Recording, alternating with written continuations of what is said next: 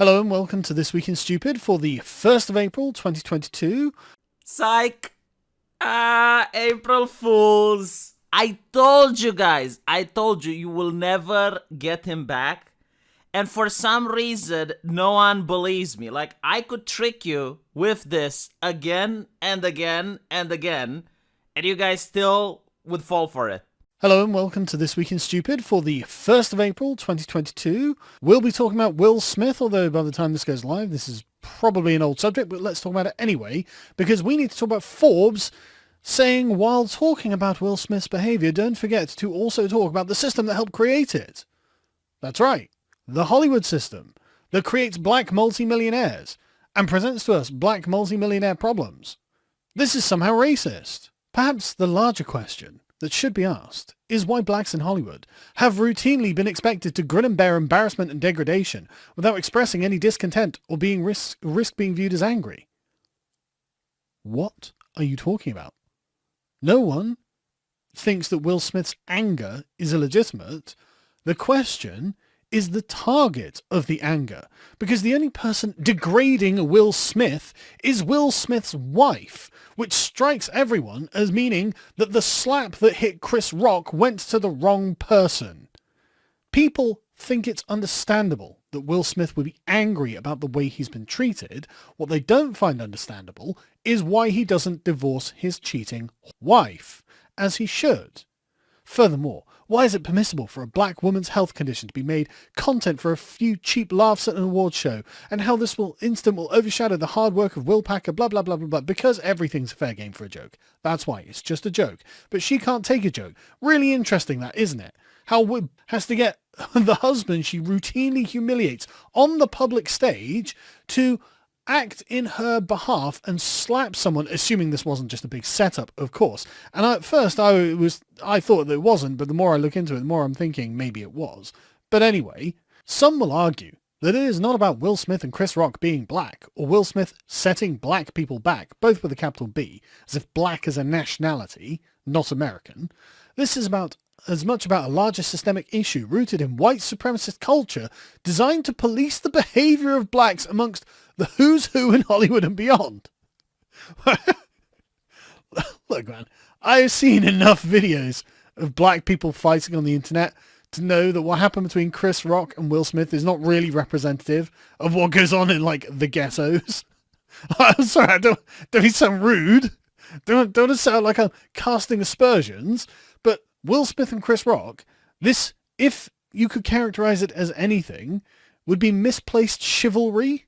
Respectability politics suggests that equity and fair treatment require that black people, both inside and outside of Hollywood, conduct ourselves in a manner deemed acceptable to whites, and Asians, and South Americans, and Africans, and Oceanians, and whoever else. There are probably Eskimos who'd be like, well, yeah, maybe you should conduct yourself in a fairly decent manner so you're not causing a lot of trouble. In fact, probably also to the majority of black people in America. In fact, it seems, really, when I think about it, that it's white progressives in America who think that black people can't help but to behave in a particularly violent way.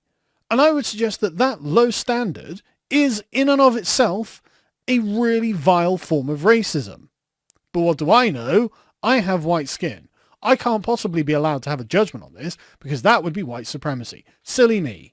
Furthermore, expressing any emotion other than complacence, apathy, or agreeance directly violates those norms. What the hell are you fucking talking about? Like, chivalrous culture, the kind of culture that one could suggest that Will Smith was replicating, surely is at least as European as it is any other culture.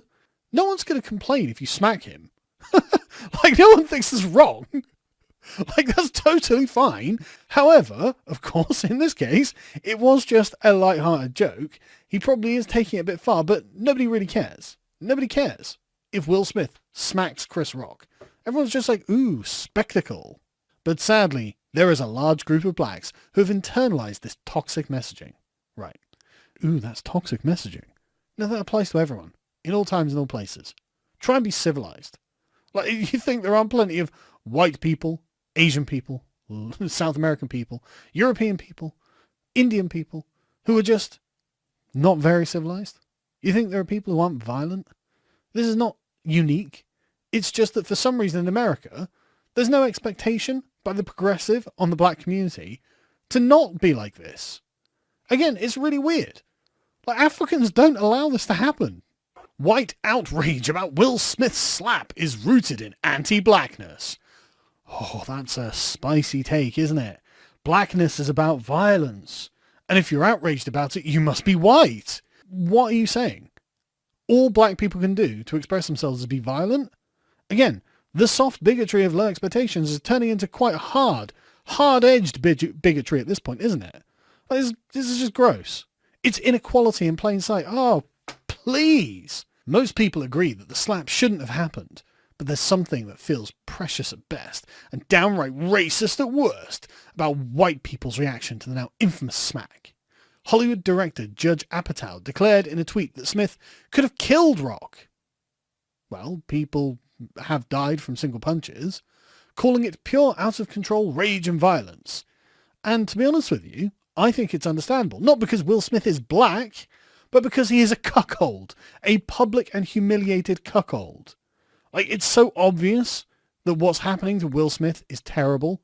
And the thing is, Will Smith seems like a really nice guy. I've watched a lot of his movies for many, many years, and I've seen him in interviews, and he just seems like a really chill dude. And it seems like Jada Smith is frankly abusing him in some way. And so I'm not surprised that there's pure out-of-control rage and violence. It's going to come out somewhere. I think that he should just divorce this horrible harpy who is ruining his life. But what do I know, right? Again, I'm white. Oh, God, me. What could I possibly have to add to this conversation? Radio host Howard Stern compared Smith to Donald Trump. Based. While white women on Twitter somehow decided that Smith's actions meant he must be beating his wife. Yeah, that was the Gila Klein take and Ethan Klein take. I mean, there's times where you think, right, Ethan, I want the worst take possible. And he doesn't disappoint, right? Like, yes, the fact that Will Smith defended his wife means that he probably beats her as well. It would seem that there's a layer of hyper-violence that's being projected on Smith simply because he's a black man defending his black wife. It is a genuine embarrassment that this is the political discourse in 2022. This is why I had to hand this series off to V. I just couldn't do it. Now that was an awesome blast from the past, wasn't it? We got a little bit of that vintage experience. Unfortunately, you don't know the horror that I had to go through an entire afternoon just editing out Sargon's jokes. Unironically, his bit was a lot more funny, but I had to cut, I think, like 6 or 7 jokes because we live in a more progressive time now. We are surrounded by more enlightened people, which do not allow you to speak your mind. You have to keep your thoughts for yourself. Unless you work at CNN, of course. I mean, the people at CNN can say whatever the fuck they want. They do not have those pesky terms of service. For example, we got this CNN analyst which blames Trump for aftermath of Will Smith and Chris Rock Oscar incident. So the people working at CNN, they are so smart and intelligent that they view Donald Trump like an eldritch horror. He is everywhere. He is present into their lives. His tentacles move up and coil around the CNN anchors. And this lady, by the way, like whenever you want a hot take, as Sargon mentioned, like she never disappoints. During the Let's Go Brandon thing, she compared that chant with ISIS. I'm not kidding, it's in this article. I mean, this lady is so smart. You need at least 20 years of gender studies in order to keep up with her. And she said that because no one from the Oscars left the room, they normalized Will Smith's behavior just like Donald Trump was normalized. I love the word normalized. You know, like, if people were to walk out, wouldn't that normalize cancel culture? I'm just kidding. Who cares? You know, that's a good thing. And that's a good thing. But what I do like to point out is that they're actors, lady. They don't care about your feelings. They don't care about your morality unless they're pretending, okay? Like an actor goes and they act as if they are good people. But in reality, they are the 1%. They are the millionaires. They are what drives American society forward. So of course they're not going to walk out. I mean, it's the best night of their lives. Number one, they got that really good entertainment. And let's be honest, America was very entertained by it, considering that even up till now, people are still talking and sharing and making memes of it. And number two, they need to get their Oscars. So the idea that they would walk out because Will Smith decided to get a little bit emotional while high on soy is laughable. But the train doesn't stop here. I mean, it keeps going. I know that you guys are probably very tired of this incident, but the articles keep churning, so I gotta read a couple of them. Look, millionaire man bitch slaps other millionaire man, Amy Schumer most affected. I mean, I gotta love the ability to make everything about yourself and capitalize on it. I want Amy Schumer in my life. You know, I don't want her as a comedian. I want her as a professor, as a teacher. Like, show me how, Amy. Like, I would love this. You know, can you imagine Ethan Klein and maybe the Quartering are having a spat? And I could capitalize on that. I could make it about me. And I could drive traffic to my channel. What kind of YouTuber wouldn't want this ability to drive traffic to my channel? Please, Amy Schumer, be my sensei. Tell me how you can do this. Like, from every single drama, everything that happens in the world, she makes it about her. Do you guys remember the conflict in Ukraine? She was like, you know what's a good idea? If I can bring that president on stage with me.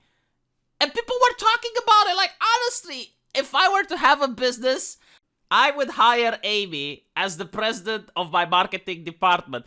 What I admire the most about her is the lack of shame. Like, she is absolutely shameless. She is ruthless. She is built for the corporate environment.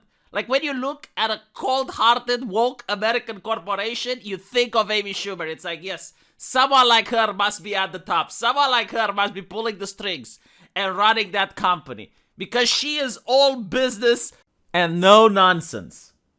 Some might even say that's the definition of based. Man, I really love the elites. They show you how to properly live your life. Like, whenever you see an elite, just put them on mute and look at their actions. Look at what they are doing and try to replicate that. Live your life the same way they do, and I guarantee you're going to be successful. I mean, let's take an example. Do you guys read the Washington Post, or the way I call it, the Washington Compost? Also known as the Jeff Bezos Post? Apparently Elon Musk went against it.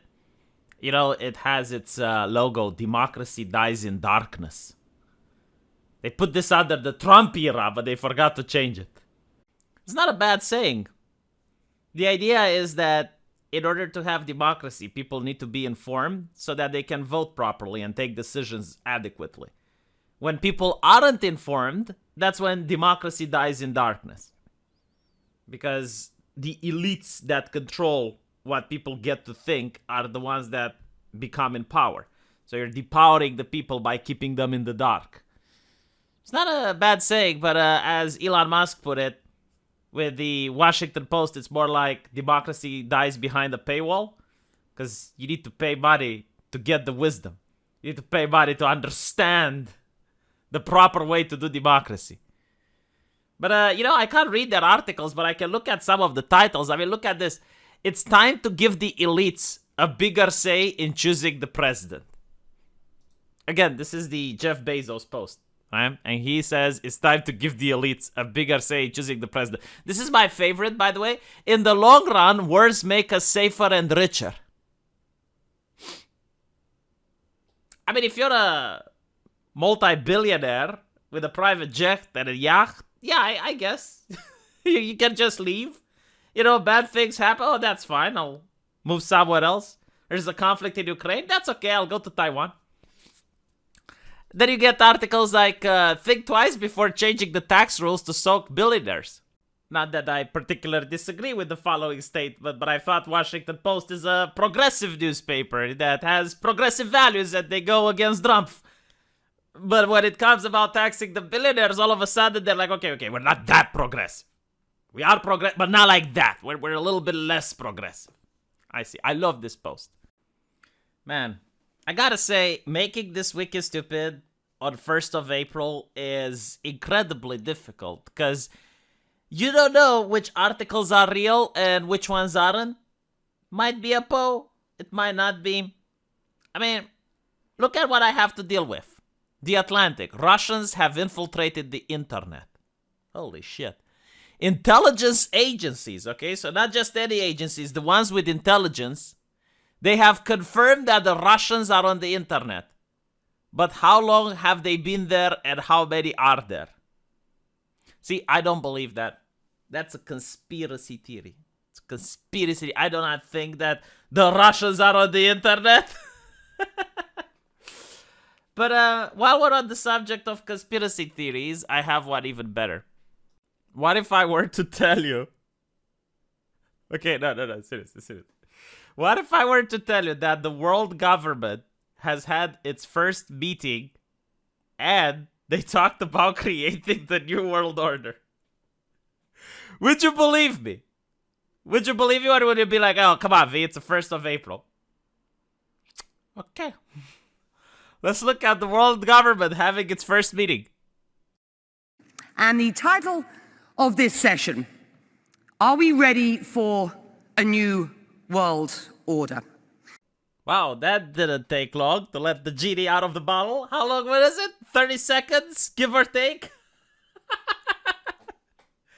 Oh man, like I really love these people, the elites, you know, they don't want us to sin. I think they're very Christian individuals. They don't want people to sin, and one of the worst sins is lying. So when they looked at the conspiracy theorists like Alex Jones, like, man, we don't want you to be lying. So they're now trying to create those conspiracies in order to make people like Alex Jones have more integrity. But you may be wondering what else happened at the World Government Summit. Well, since it's a world government, you guys voted for him, like you guys want him, the most popular man in the world, Mr. Schwab. We do not yet know the full extent and the systemic and structural changes which will happen. However, we do know that global energy systems, food systems, and supply chains will be deeply affected. So let's recap. You got a nasty pandemic coming on, and Mr. Schwab is smiling, he's greedy, because he's going like, what a great opportunity to enact our vision of the future. Because capitalism is evil, you know, like capitalism is not sustainable, and everyone on Earth raised their rings of power to the sky and they summon Captain Schwab. And Captain Schwab is going to save the world from itself. And in order to do that, he needs to have a little reset, which apparently is now being remarketed, repackaged to the New Order. Okay. So, you know, changes happen, but like when you have changes, things may go awry, such as the energy system, the food production, as well as the transportation system. So, in other words, you might be hungry, you might be starving, there may be no food at your supermarket, you might be freezing during the middle of the winter, but either than that, you shouldn't panic, okay? Because everything is going according to plan. By the way, if it's a new world government, can I vote for these people? Like, what if I don't like them? Can I change them? Can I run for office? Can I be part of the new world government, huh? That would be interesting, wouldn't it? You know what I love the most about this packaging, about this branding? It makes you like a crazy person to talk about it, isn't it? I mean, even though it's out in the open, like you can actually go on the internet right now, download their videos, see what they're talking about in the open. People will say that it's a conspiracy theory because like you're using buzzwords in order to describe it. It is so genius. Like I don't even know who came up with this concept, but honestly, it's brilliant. And by the way, take into account the social contract, right? So if they talk about it in the open and people don't say anything against it, then it means that people have their tacit consent. Absolutely brilliant. I mean, I wish I could hire that person from marketing. It's probably better than Amy Schumer. But you know what? I'm not worried. I don't even care. I mean, even if the living conditions go down, even if our lifestyle isn't going to be what it used to or what our parents had, that's fine. Because at the end of the day, what really matters is if the government can keep us safe. Wait, was that? The US president said something? All right, let's listen. Even worse, if we need a different vaccine for the future to combat a new variant, we're not going to have enough money to purchase it. What do you mean? What is this? I was told that stopping the economy was the right thing to do. That shutting down businesses was the correct thing to do because if we can only save one life, and we have saved it, that life was saved. But now, what do we do now?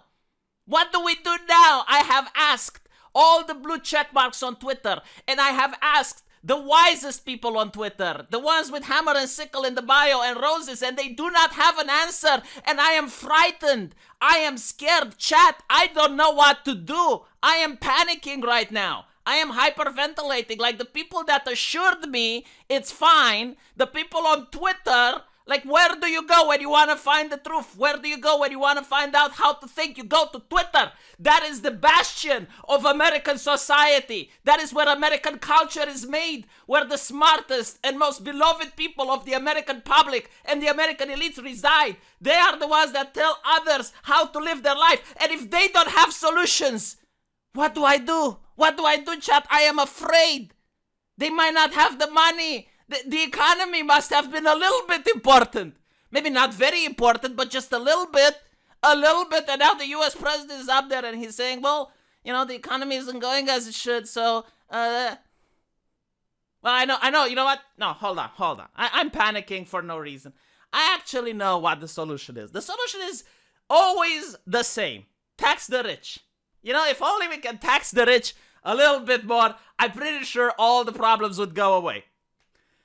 By the way, why do the rich even have money at this point? Like, why not just take the money from the... Like, take it all. Take it all. Because, like, the thing is, like, you keep taxing them and taxing them and taxing them. But, like, at one point, you're going to reach that 100% and the problems will remain. So why not just take it all? But look, I think we are in good hands. Our politicians have the best intentions for us, and we are being led by very smart statesmen. Never in the history of mankind have we had such great politicians that have an answer for all the troubles.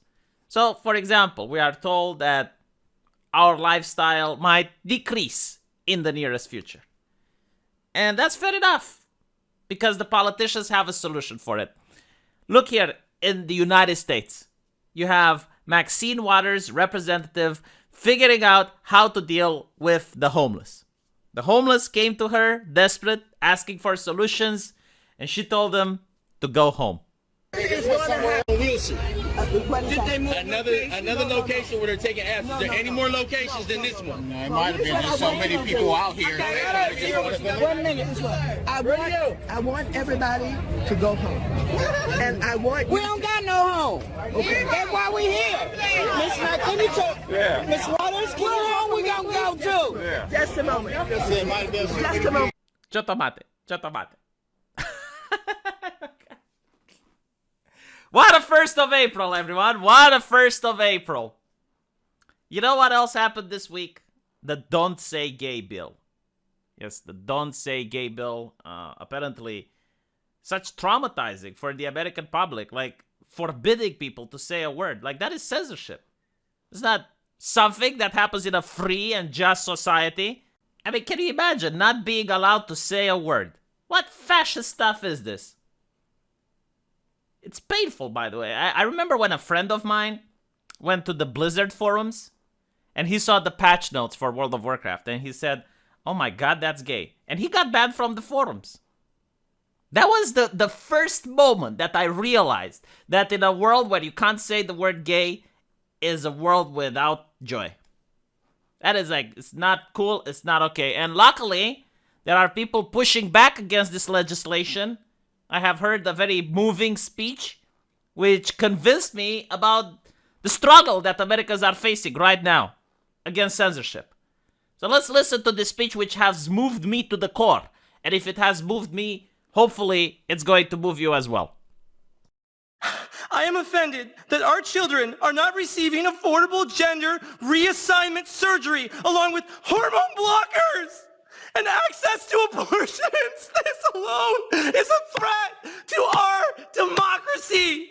And a new warrior has entered the ring. The unelected multi-trillion-dollar organization Disney, in charge with the mouse, has decided to save American democracy from the elected evil governor of Florida. And as such, they have issued a stern statement that they are going to do whatever they possibly can in order to fight against this evil and bigoted and fascistic legislation that is going to turn the United States into an actual gulag. To which the evil governor of Florida has responded. One of the things I saw yesterday, we signed the Parents' Rights in Education bill. It's interesting when a Disney-owned ABC would put that out on tweet. They'd say, Governor DeSantis signs bill to prohibit instruction in sexual identity and gender identity in some grades. Some grades. Why would they say some grades instead of K through 3? It's just amazing if you're trying to inform So you saw a lot of this. But then for Disney to come out and put a statement and say that the bill should have never passed and that they are going to actively work to repeal it, I think, one, was fundamentally dishonest, but two, I think that crossed the line. This state is governed by the interests of the people of the state of Florida. It is not based on the demands of California corporate executives. They do not run this state. They do not control this state. I also thought it was interesting. I talked to the Speaker of the House yesterday afternoon, and he said Disney never called him while they were putting this through the House. They didn't seem to have a problem with it when it was going through. If this was such an affront, why weren't they speaking up at the outset? And yet they won't. And then for them to say they're going to actively work to repeal substantive protections for parents as a company that is supposedly marketing its services to parents with young children, I think they crossed the line. And, people ask me, kind of about, their posture on the bill. I said, you know what? If we would have put in the bill that you were not allowed to have curriculum that discussed the oppression of the Uyghurs in China, Disney would have endorsed that in a second. And that's the hypocrisy of this. And, we're going to make sure we're fighting back when people are threatening our parents and threatening our kids. Right, so tensions are high to see who is going to win, who is going to take care of the future. Is it going to be the people of Florida who are fighting against democracy? Or is it going to be the multi-trillion-dollar corporation that is trying to protect our democracy? Only time will tell. In the meantime, I'm going to do a collab with Koa on my livestream channel. We're going to play some video games. It's going to be fun. If you guys want to join, just scroll down. There's a link into the pinned comment. It was very difficult for me to scroll down and put that link there, so I would appreciate if you click it. And you can see me play some games with a VTuber. And not only that, if you're wondering who Koa is, she started a couple of months ago, so she is still small. She's got 1,500 subscribers. But she's very entertaining, so hopefully she's going to grow quickly.